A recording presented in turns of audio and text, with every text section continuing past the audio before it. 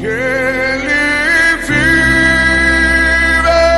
Cumprimento a todos com a paz do Senhor Jesus Cristo. Eu sou o Lucas e você está no canal Jesus Palavra da Vida.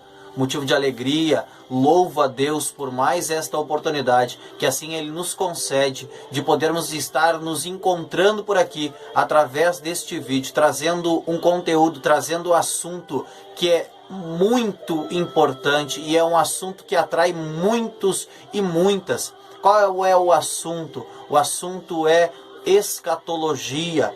Conforme assim nós prometemos, nós estaremos trazendo uma série de vídeos que falam sobre as coisas que antecedem a volta de Cristo, o princípio das dores, o princípio do fim. Nós estaremos estudando sobre arrebatamento, nós estaremos estudando sobre milênio, marca da besta, anticristo e todos os sinais que envolvem esta doutrina chamada escatologia, estudo das coisas que vêm por último.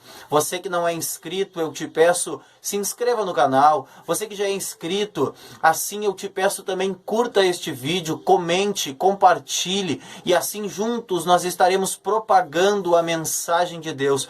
Juntos nós estaremos alertando o mundo que Jesus Cristo está voltando para buscar a sua igreja. Então eu te convido, vem assistir o vídeo. Que Deus te abençoe. Nós estaremos intitulando este vídeo como lição número 1, que ela tem o título Escatologia, o estudo das últimas coisas. Paulo, quando ele escreve a sua segunda carta a Timóteo, no capítulo 3, o versículo 1, ele assim está preparando o coração de Timóteo. Assim ele está preparando a igreja futura de Cristo. Ele diz assim: sabe, porém, isto, que nos últimos dias sobrevirão tempos trabalhosos. Estes são os últimos dias, tempos trabalhosos. Quando nós nos aprofundamos nessa passagem de Paulo a Timóteo, ali nós vimos Paulo elencando situações, homens avarentos, presunçosos, amantes de si mesmo, sem afeto natural e uma infinidade de atributos negativos, a qual o homem, a humanidade está caminhando para esses atributos. A humanidade está assim se aprofundando cada vez mais nesses atributos negativos que nada nos agregam, mas que assim Paulo recomenda: destes afasta-te. Quero compartilhar um texto contigo que se encontra no Evangelho de Jesus, conforme escreveu Mateus, no capítulo 24, versículo 4, 5, 11 e 13, que nos diz assim: e Jesus respondendo, disse-lhes: acautelai-vos, que ninguém vos engane, porque muitos virão em meu nome, dizendo: eu sou o Cristo, e enganarão a muitos. 11. E surgirão muitos falsos profetas, e enganarão a muitos. E por se multiplicar a iniquidade, o amor de muitos se esfriará. 13. Mas aquele que perseverar até ao fim será salvo. Nós temos um objetivo geral desta lição, e o mais importante, que é estudar o real sentido da escatologia bíblica. Como assim, Lucas? O real sentido da escatologia? Sim, nós precisamos fugir das fábulas, fugir das invenções, dos inventos de homens que nada têm a agregar, que distorcem a palavra da verdade. Assim nós estaremos nos aprofundando no real sentido da escatologia, que promove em nós, que processa em nós uma fé salvífica. Quando nós nos aprofundamos o real sentido da escatologia, ela promove em nós algo que se chama fé. E assim a fé vai ir sendo aumentada, assim nós vamos acompanhando. E esta fé é uma fé com entendimento. Isto promove em nós um conhecimento, e nós temos a certeza daquilo que cremos, e assim podemos pregar aos outros o que cremos, não há dúvidas. Conforme nós já falamos, a escatologia, o estudo das últimas coisas, ou também o estudo das coisas que vêm por último. Quando nós examinamos a escatologia bíblica, nós temos duas verdades inegáveis. O que para o salvo a escatologia bíblica ela traz esperança, gozo eterno, vida em abundância. Para o ímpio, essa escatologia bíblica ela é aterrorizadora, aterrorizante. E assim a palavra que você quiser usar e definir para medo, para terror, para pavor. Lucas, quer assustar? Não, não quero assustar. A Bíblia está dizendo que para o ímpio está reservado o inferno. A Bíblia nos diz nos Salmos 9 e o versículo 17, a Bíblia nos diz: os ímpios serão lançados no inferno e todas as nações que se esquecem de Deus. Repito de novo, Salmo 9, 17. Os ímpios serão lançados no inferno e todas as nações que se esquecem de Deus. Então essas são duas verdades. Uma verdade de esperança para o salvo em Cristo Jesus e uma verdade terrível para aquele que assim não se dobrar. Mas também uma terceira oportunidade é nos dado. O entendimento nos é aberto. Ainda a vida, então resta esperança. A esperança opera enquanto há vida. Jesus, através do seu sangue, vertido na cruz, no Calvário, ele assim oportuniza ao ímpio se arrepender, se converter dos seus maus caminhos e assim mudar a trajetória da sua vida. Então, uma oportunidade ainda está diante dos ímpios, diante das nações, de reconhecer a Cristo como único e suficiente Salvador e assim mudar a trajetória da sua vida. Por que nós definimos a escatologia como doutrina? Porque ela nos ensina, porque ela muda a nossa forma de pensar biblicamente. E o que ela nos ensina? Ela nos ensina o estado intermediário, arrebatamento da igreja, grande tribulação, milênio, julgamento final e o estado perfeito eterno. Assuntos que nós estaremos abordando ao decorrer desta série de vídeos. Assunto que nós estaremos nos aprofundando, para que assim o nosso conhecimento seja agregado e nós não venhamos ser enganados, como falei e volto a falar, por fábulas. Que nós não venhamos ser enganados por homens que nada têm de compromisso com a verdade, mas que nós possamos estar enraizados na palavra de Deus e assim os nossos corações entrelaçados no amor de Deus, na verdade. João 8,32 nos diz: e conhecereis a verdade, e a verdade vos libertará. Então é somente a palavra de Deus que nos liberta destes paradigmas, que nos liberta destas crendices, fábulas e uma infinidade de coisas de homens. Você que gosta deste assunto, fique conosco até o final. E você que de repente caiu de paraquedas, não sabe o que está acontecendo, o que eu estou fazendo aqui, te convido, fica conosco também. E assim nós estaremos tendo os nossos corações ministrados, uma palavra de Deus, agregando o nosso conhecimento. Você pode estar perguntando para mim: Lucas, mas o que a escatologia tem a ver com a minha vida? Ou o que eu tenho a ver com a escatologia? A escatologia, ela nos torna mais atentos, ela nos torna mais perceptíveis aos sinais que estão acontecendo à nossa volta. Como falei em outro vídeo, torno a falar. A Bíblia também diz que a natureza geme, a natureza está gritando que Jesus está voltando. Calamidades, catástrofes estão acontecendo, a natureza está gritando, os sinais estão gritando, o céu, a terra, os mares estão dizendo: ei, Jesus está voltando. E assim a escatologia agrega o nosso conhecimento. Assim a escatologia torna a Bíblia ainda mais interessante. Porque muitos já não crêem na Bíblia, muitos nunca creram. E quando nós nos aprofundamos nos sinais, nós vemos a verdade da Bíblia. Não que precisasse comprovar algo, porque nós cremos é por fé, não é por vista.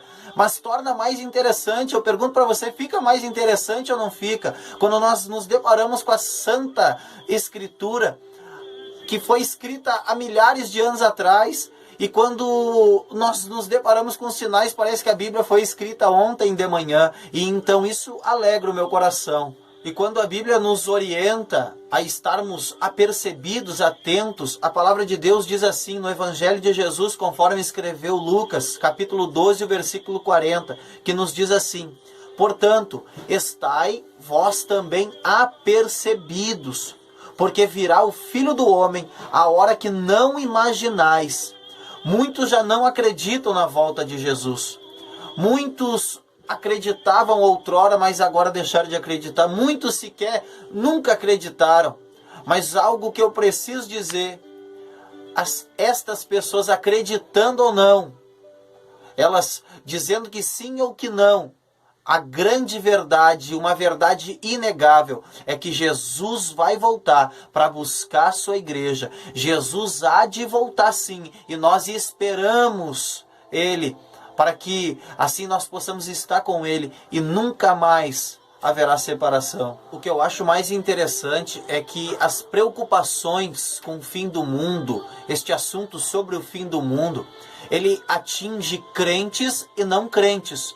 Quando eu olho a Bíblia, eu vejo uma situação. Os discípulos perguntando, a Bíblia nos diz que os discípulos indagaram a Cristo: Mestre, diz-nos quando serão estas coisas e que sinal haverá da tua vinda e do fim do mundo. Estas são a preocupação do crente. Essa é a preocupação do crente. Quais são os sinais? O que antecede a volta de Jesus?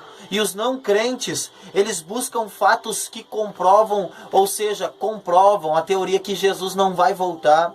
Eles buscam dentro da própria Bíblia desmentir que Jesus irá voltar para buscar a igreja. Pedro já disse na sua segunda carta, a Bíblia diz assim, segunda carta de Pedro, capítulo 3 e o versículo 3 e 4, depois você pode acompanhar aí na sua casa. A Bíblia diz que iam surgir escarnecedores. Onde está a promessa da sua vinda? Pessoas que outrora acreditavam e escarneceram. Pessoas que nunca acreditaram. Ei, onde é que está aquele Jesus de vocês que vai voltar? Então Pedro já assim nos dizia sobre escarnecedores que iriam tirar sarro e escarnecer mesmo. Ei, onde é que está o Jesus dos crentes? Isso aí eu escutava que Jesus ia voltar quando eu era pequenininho, agora já estou com 80 anos, Jesus não voltou. Isso meu pai contava, meu avô contava, meu bisavô, isso é uma história que contava. Mas o que alegra o meu coração, que independente do tempo, um dia Ele vem, o noivo vem, Jesus Cristo vem para buscar a sua amada igreja.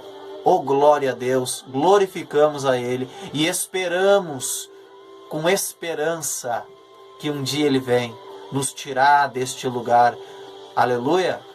Um fato também muito importante: se muitos não crentes buscam dentro da Bíblia comprovar suas teorias, as suas teses, que não haverá arrebatamento, que não haverá volta de Cristo, que muitos até se aprofundam que é uma história da carochinha, que Jesus nunca existiu. Misericórdia, irmãos. Mas algo também, o outro lado da moeda me chama mais atenção. Muitos que se denominam crentes, muitos que se intitulam cristãos, eles usam a palavra para deturpar, ou seja, usam em benefício próprio, tentando adivinhar as coisas que vão acontecer, tentando adivinhar. Tem pessoas aí, você que estuda, você sabe que tantos falsos profetas pegaram e tentaram adivinhar por cálculo, fizeram uma somatória e falaram que Jesus ia voltar naquele dia, não voltou. Tantas e tantas histórias, a história nos comprova, homens que literalmente perderam a cabeça, saíram da realidade, dizendo que tal dia seria grande tribulação, tal dia seria milênio, e, meu Deus do céu, uma série de atrocidades. Isso nos chama atenção. Estes são os falsos profetas. E a Bíblia nos assegura que o único que sabe aquele dia e aquela hora é o Pai. Deus é que sabe o dia que Jesus há de voltar para buscar a sua igreja. Deus é que sabe o dia que as coisas irão acontecer. Ele é que sabe. Por isso ele intitulou o grande e terrível dia do Senhor. Grande para quem espera, terrível para quem ficar. Nós vamos adentrar agora em algumas interpretações escatológicas. Aqui eu vou enumerar e depois nós vamos estar falando ponto a ponto. Nós temos uma futurista. Ela é dividida em 4 tópicos. Futurista, ou seja, A, pré-tribulacionista, B, pré-milenista, C, midi-tribulacionista ou meso-tribulacionista, que nós estaremos falando ponto a ponto, e a D, pós-tribulacionistas. Nós temos um outro ponto, que é o ponto 2, histórica. Nós temos a interpretação escatológica histórica. Nós temos a interpretação escatológica preterista. E nós temos a interpretação escatológica simbolista. Nós estaremos debatendo ponto a ponto. Claro, resumidamente, brevemente, para não ficar tão extenso o vídeo. Mas sim, nós estaremos nos atendo ponto a ponto. A, pré-tribulacionista. É o segmento que crê que Jesus Cristo há de voltar a arrebatar sua igreja antes da grande tribulação. Assim é o que eu creio. Assim é o que a Assembleia de Deus crê. E eu não estarei falando das outras denominações o que creram ou que deixam de crer. Eu estarei falando aquilo que eu creio, aquilo que eu professo, aquilo que o meu entendimento é assim. Então, pré-tribulacionista. Nós cremos que Jesus ele arrebata a igreja antes da grande tribulação, antes até mesmo da aparição do anticristo. E ao transcorrer nós vamos entender o porquê que nós pensamos assim. B, pré-milenista. Essa corrente conclui que a vinda de Cristo ocorrerá antes do milênio, quando Cristo virá reinar sobre a terra. C, midi-tribulacionista ou meso-tribulacionista. Esse é o segmento que crê que a igreja será tirada no meio da grande tribulação. Algumas denominações, a qual nós já falamos que nós não vamos citar, elas creem que a igreja do Senhor Jesus Cristo ela será recolhida, ou seja, 3 anos e meio, se a grande tribulação são 7 anos, no terceiro ano e meio, a igreja é tomada e arrebatada. Esse é o pensamento dos meso-tribulacionistas. D, pós-tribulacionista. Obviamente, é o segmento que crê que Jesus Cristo arrebata a igreja. Ele toma a igreja para si depois da grande tribulação. Ou seja, ao final da grande tribulação, no 7º ano, Jesus ele vem e arrebata a sua igreja. Também este segmento, eles não creem no arrebatamento invisível, no abrir e fechar dos olhos. Eles creem numa forma que, ao findar da grande tribulação, Jesus aparece já em glória e assim arrebata. Arrebata não, ele toma a sua igreja, sobe todo o olho há de ver. Mas quando nós adentramos a Bíblia diz sobre a igreja de Filadélfia, em Apocalipse capítulo 3 e o versículo 10, que como Filadélfia guardou a palavra, mesmo na tribulação, mesmo no momento de angústia, Jesus estava dizendo, eu também te guardarei da provação que há de vir sobre todo o mundo. Então assim nós cremos que Jesus Cristo, ele arrebata a sua igreja antes da grande tribulação. Nós temos o tópico 2, que é histórico. É um segmento que eles compreendem que Apocalipse já aconteceu os fatos, que nós nos baseamos apenas como historicamente. Só que nós sabemos que quando olhamos a palavra de Deus, muitas coisas ainda não se cumpriram.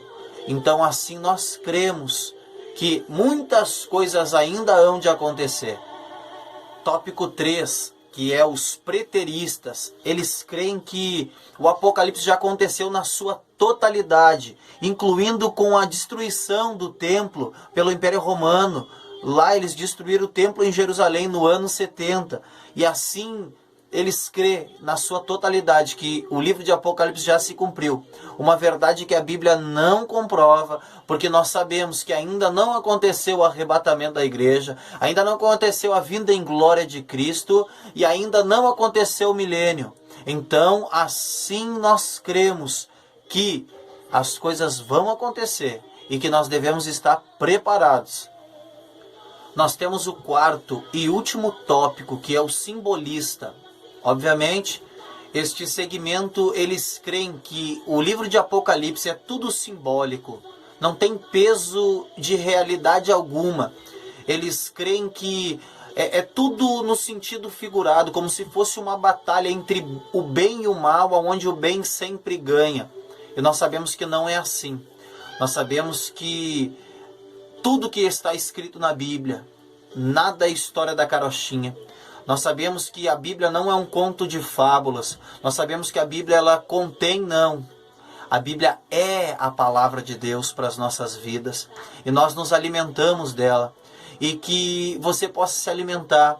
Que você possa, através deste vídeo simples, de conteúdo simples, não é, como é que eu posso dizer, não é fazer de coitadinho, mas é um conteúdo bem simples mesmo, na humildade, irmão, na humildade mesmo, bem simples.